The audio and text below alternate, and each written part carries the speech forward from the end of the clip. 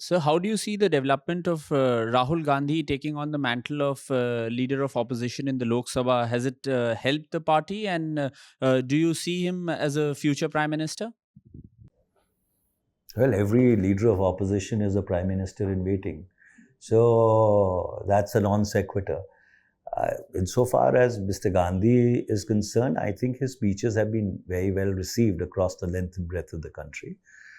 He's articulated issues which are close to the hearts and minds of people, and that is having a resonance across the country. The visits that he's undertaken as leader of opposition, even to places which actually require the healing touch, like Manipur, which unfortunately continues to simmer and remain divided, even almost a year after the unfortunate developments of the past 1 year, are really a testimony to his maturity. So you've been demanding that debates should be the norm in Parliament, but we've seen in the last 10 years that, in fact, disruption has ruled the roost. Do you see this changing with the kind of numbers that the opposition has this time round? Well, disruption is not a phenomenon which is confined to the past 10 years. I remember that between 2004 and 2014, this was more the norm than the exception.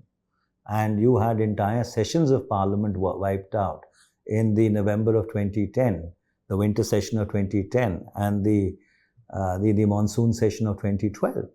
And so therefore, under those circumstances, it's unfortunate that the Indian parliamentary system has been traveling down that road for a very long time. To my mind, and I have always held this view, that if we keep going down this road, we will make legislative institutions or parliamentary institutions completely irrelevant to India's democratic discourse. So under those circumstances, the responsibility for running the parliament is not of the opposition alone. It lies squarely with the government. The parliament is not a platform only to transact government business.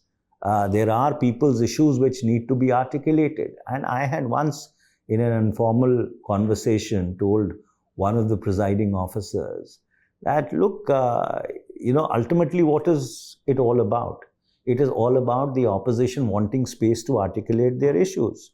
So every day from 6 to 9 in the evening, at least 3 days in a week, why don't you allow a Rule 193 discussion, and which the joint opposition agrees to?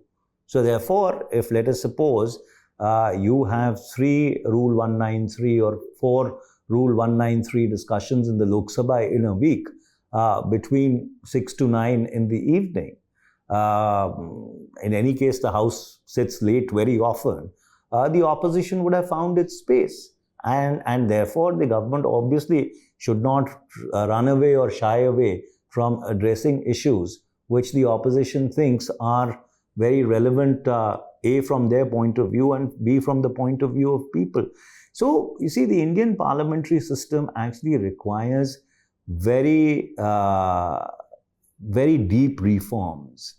There was a time when Parliament used to meet for, in 1952, if I remember correctly from the top of my head, 150 odd days in a year.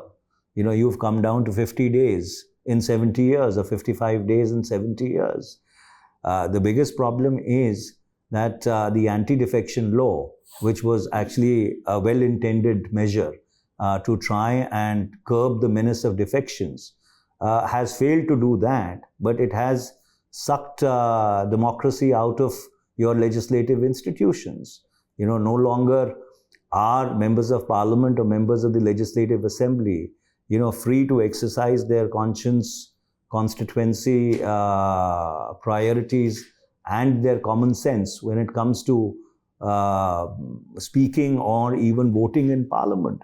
And so therefore, one of the first private members' bills I had moved way back in 2010, which I keep moving in every session, is that the parliamentary space needs to be democratized, so that there is a balance between stability, which the anti-defection law seeks to bring and which it has failed in bringing, and the space for legislators / parliamentarians to articulate their point of view.